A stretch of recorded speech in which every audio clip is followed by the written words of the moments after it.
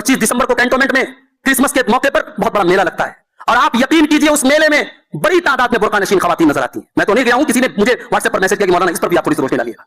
यानी क्रिसमस का त्योहार हमारे इस्लामी अकीदे के एतबार से कितनी खतरनाक चीज है। ये त्योहार मनाने वाले अल्लाह का बेटा मानते हैं हजरत ईसा अलैहिस्सलाम को और उनकी पैदाइश की खुशी मनाते हैं।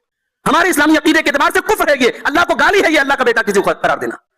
वक़ालु इत्तख़ज़र रहमान वलदा लक़द जीतुम शयअन इद्दा तकादु समावातु यतफ़त्तरन मिन्हु व तनशक्कुल अर्दु व तख़िर्रुल जिबालु हत्ता अन दअू लिर्रहमानि वलदा। ये कहते हैं कि रहमान ने बेटा बना लिया। बहुत गुनाह की बात है जो तुम अपने मुंह से निकाल रहे हो। करीब है कि आसमान फट पड़े, जमीन शक हो जाए और पहाड़ ढह करके गिर पड़े इस बात पर और इस दावे पर कि तुम कहते हो कि रहमान ने बेटा बना लिया। वमा यंबगी लिर्रहमानि अन यत्तखिज़ वलदा, रहमान के ये शाया निशान है कि वो किसी को बेटा बनाए।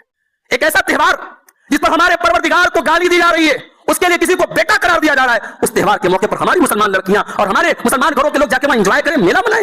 ये शर्म की बात है, डूब मरने की बात है मेरे भाई।